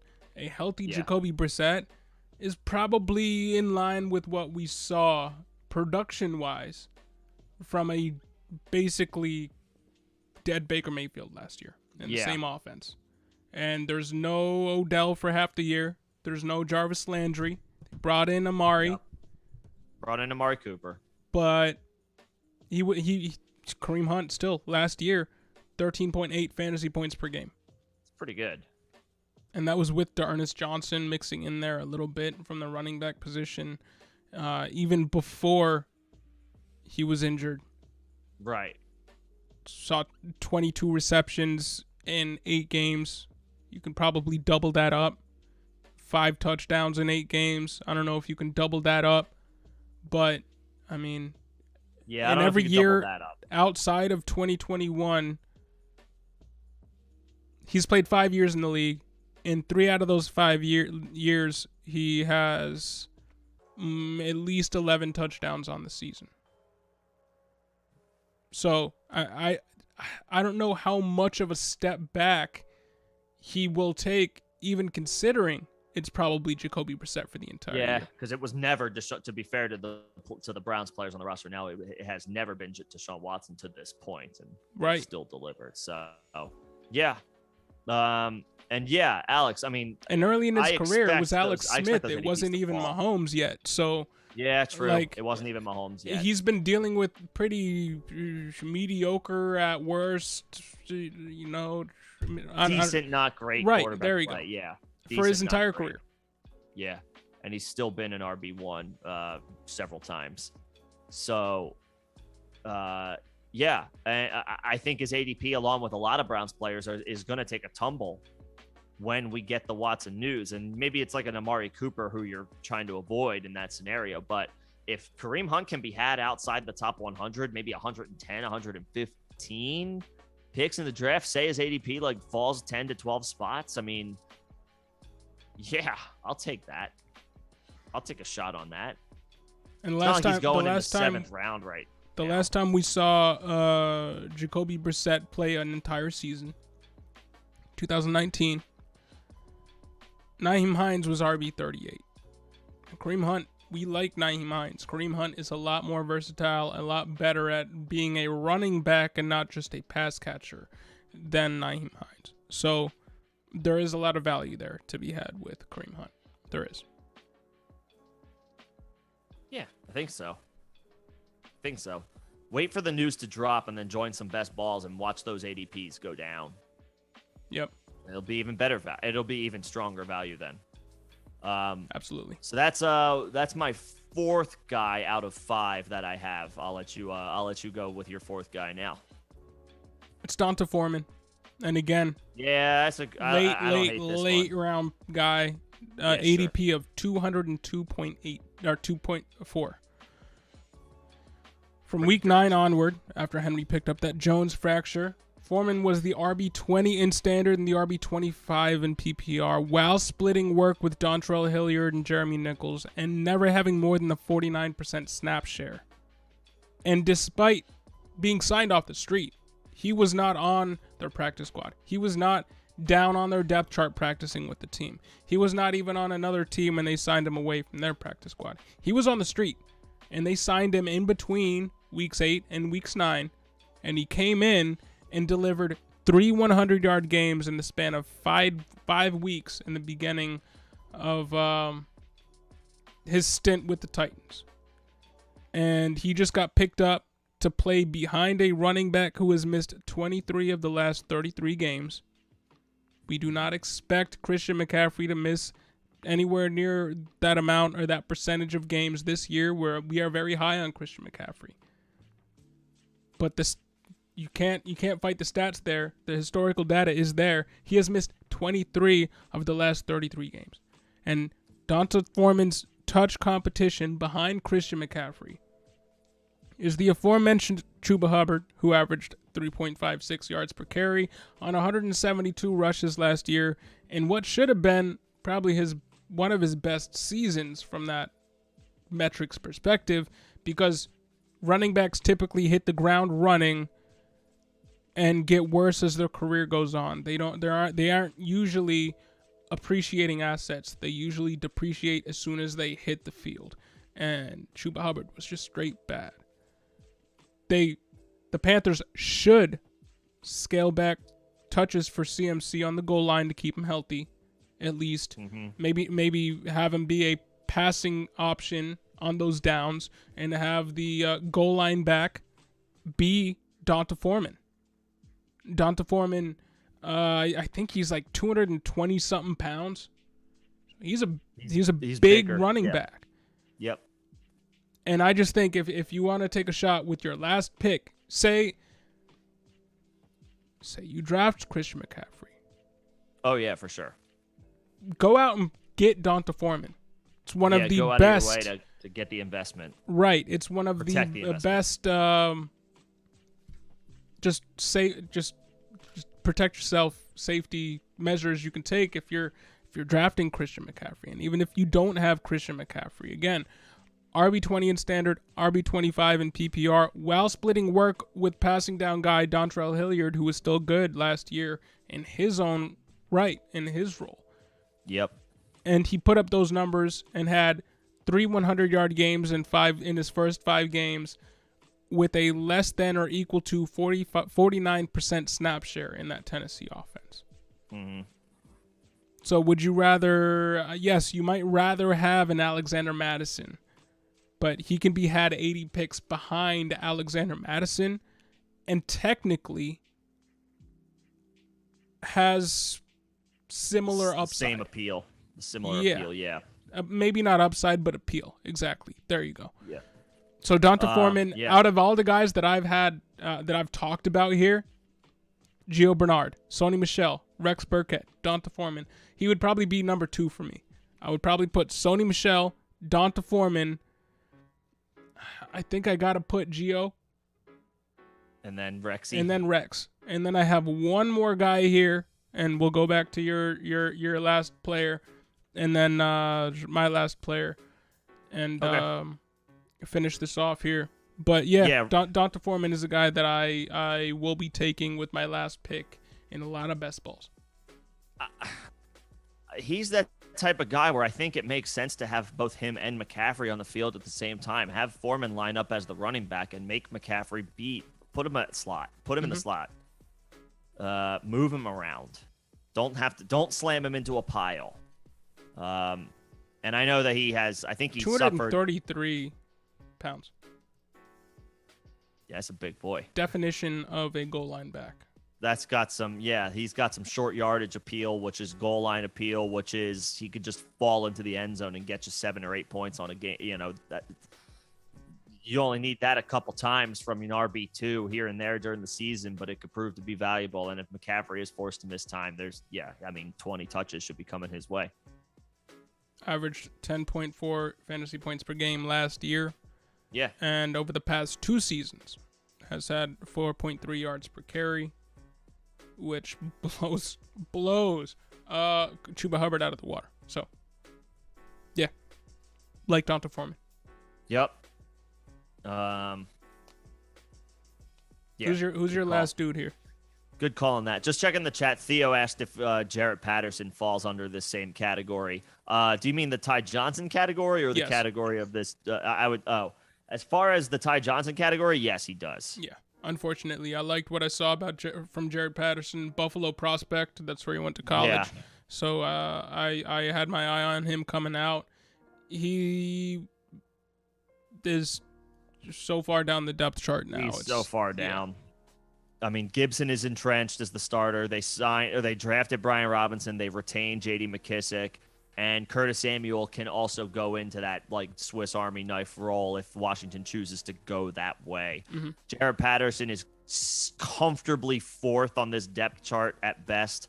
If you factor in Samuel, it might be like 4B, like 4A and 4B or something like that. Like, and he's on the lower end of that.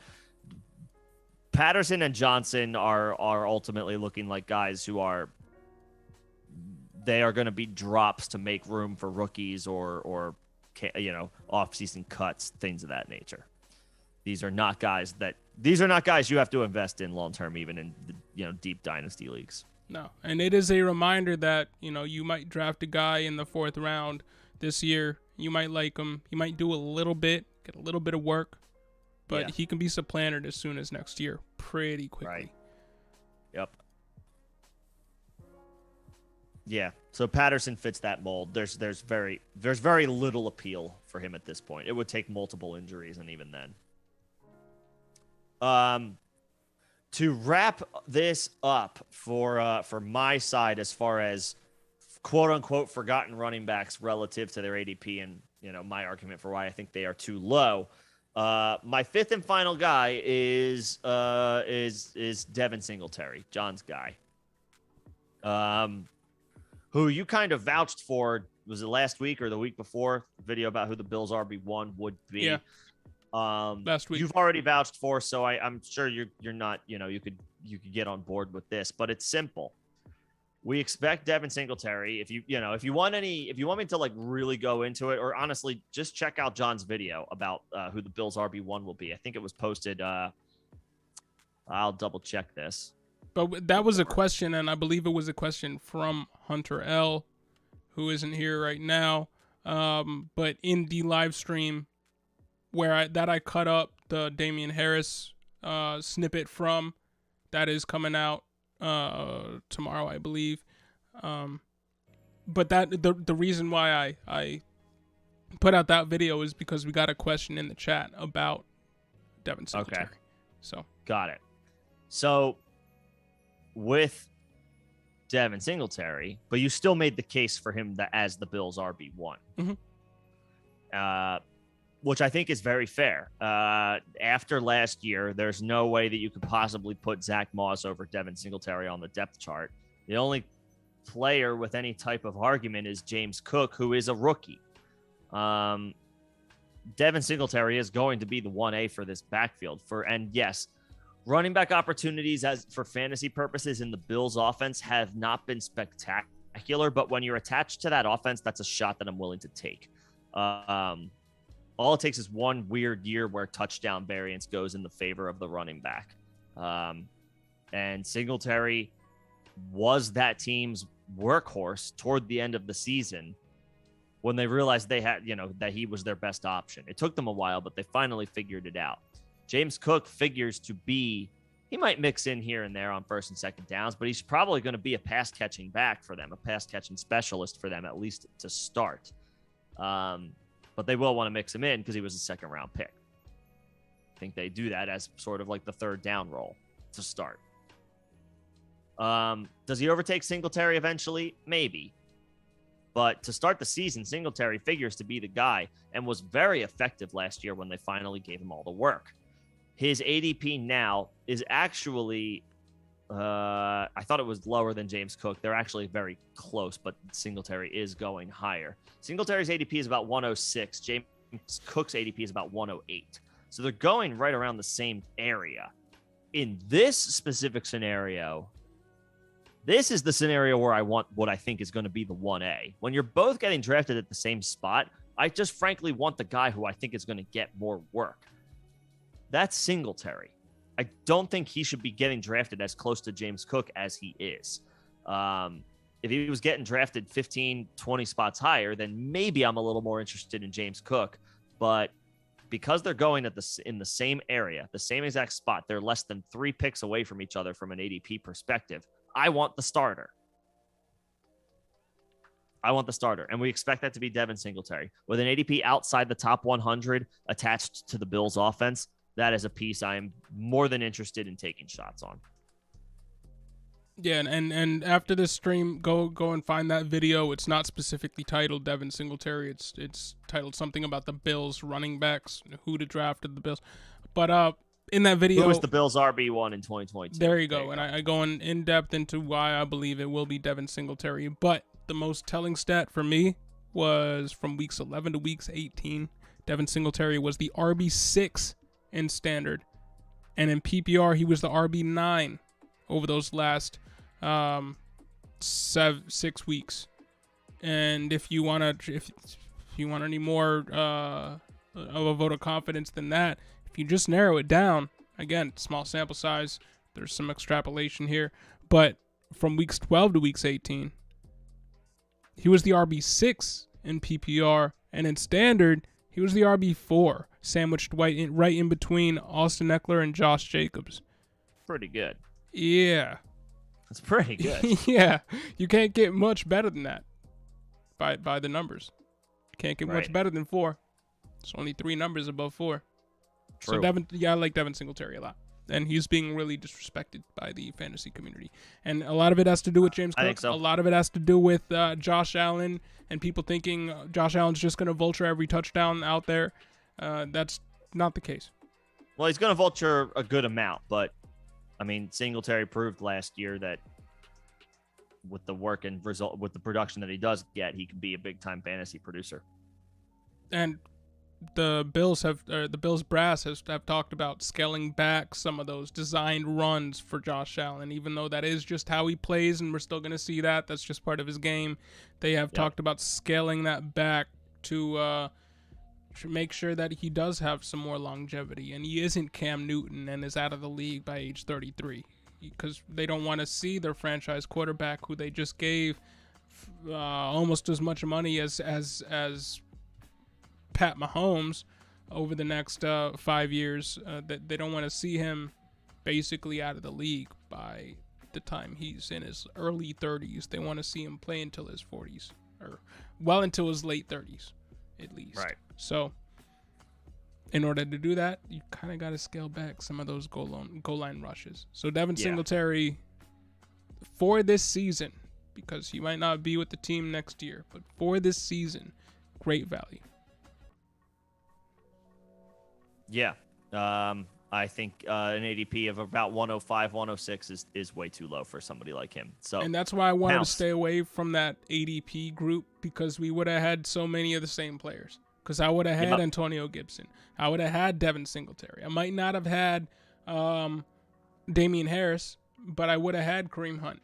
I might not have had Zeke, but we would have been talking a lot about a lot of the same players. Yeah, so we kept it a little bit more spread out and included some true bargains that are worth the dart throw. So to bring this conversation home, who is your final forgotten RB?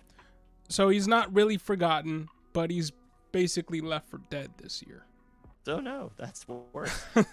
And he technically has the highest ADP of any of the backs that I've brought up today. He has an ADP of 172.4. Okay. It's James Robinson, man. He was the RB7 in both in all formats in 2020. Took a step back last year, RB20 in standard and the RB21 in PPR in 2021. But in 2021, finished 11th in yards after contact per attempt with 3.3 and 8th in red zone touchdowns with 8. Yes, he tore his Achilles, and that sucks. Yep. I was very disappointed for him because I had him on some of my squads.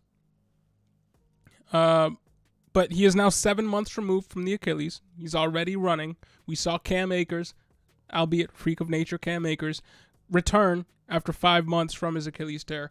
Was not the same back, but he returned. And what did his value do around that point? You could have sold Cam Akers in the NFL playoffs. After your league had wrapped up, after your championship week, you could have sold Cam Akers when he came back for 223 firsts if somebody had him plus. Like, his value was sky high. And then we saw him take the field, and the efficiency wasn't there, and his value went down a little bit. But just off of the fact that he came back to play 5 months after that Achilles tear, his value went way up again. And Cam Akers, was that situation with him coming back 5 months removed was a freakish situation. But we've seen other athletes, not in football, but other athletes come back within that time period. I don't know if y'all were paying attention to the Olympics a few years ago, or maybe it was just last year. Olympic gymnast Artur Kalaloyan, and I'm saying that wrong for sure, returned to Olympic-level gymnast activities 3 months after severing his Achilles to post the 4th best score in Olympic qualifying. So it's not just a Cam Akers thing. There's been some medical advances in this area of medicine in terms of Achilles tear, reconstruction, or whatever you want to call it. And there's a chance that James Robinson benefits from the same treatment, maybe not to the same extent, but he will have more time accrued since the injury than either of those other two individuals listed.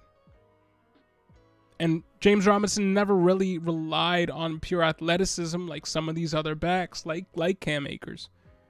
James Robinson ran a 4.64 40-yard dash. That's 33%, 33rd percentile speed. He was never a speedy running back. He just knew how to set up defenders and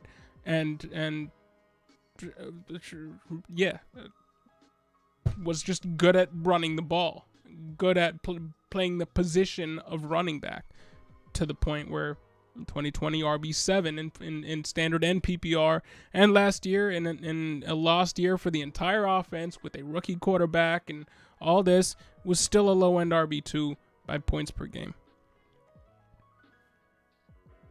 I'm not saying he's going to come back and be an RB2 by points per game, but you can get him with an ADP of 172. And he is the backup to a running back, in theory, who's coming back from his own Lisfranc injury. Looks to be 100% good to go. Shouldn't be any concerns with ETN. And we're talking about Snoop Connor. We're talking about Reichwell Armstead. But I didn't know that James Robinson his ADP was all the way down at 172.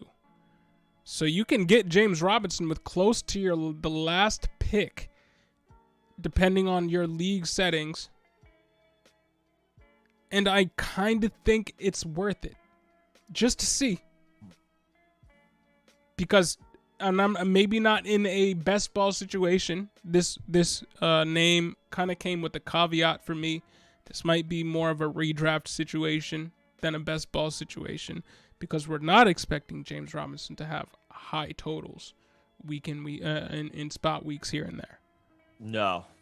But look at what Cam Akers returning to play 5 months after his Achilles tear did for his value.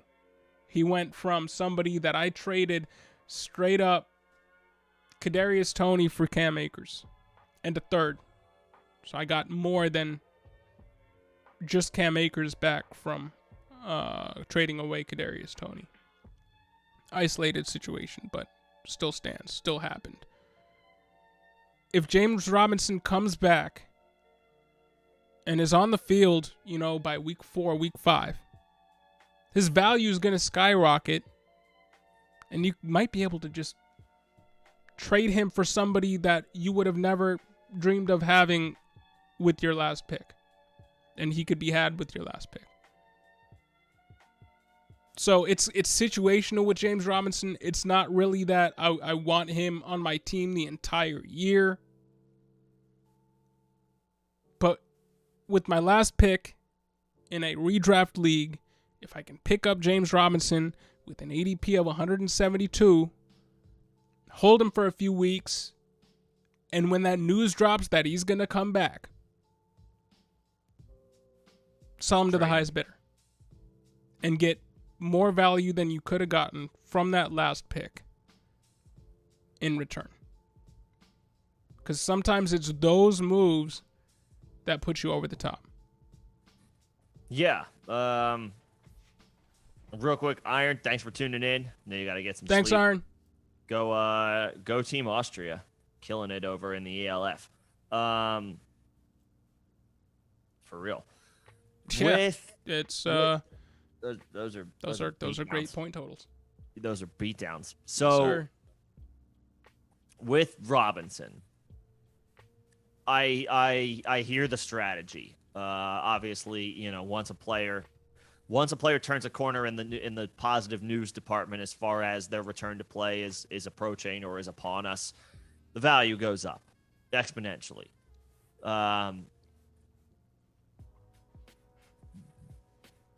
It is a little, scary investing in a player where it's like, is this guy even going to play for me?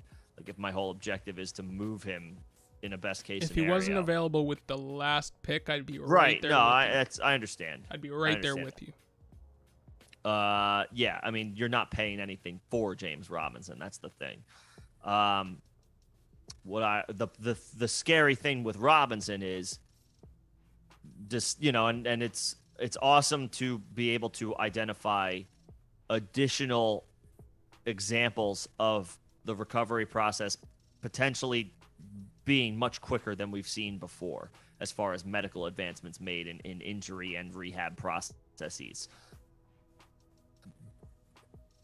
I'm just not sure that Robinson ever gets any type of value up to the point where you are able to trade him for even an adequate piece. It's just a question that I have. Fair. I don't like. It's not like an argument against it. It's just literal like. James Robinson might not play this year. I don't know if he's going to play. I don't know if he's going to be able to play. I don't know if he's ever going to be healthy enough to see the field. I don't know when the next positive news is going to come. We've already gotten word less than a week ago that he wasn't going to be ready for training camp. Could he still be ready for the start of the season? Maybe.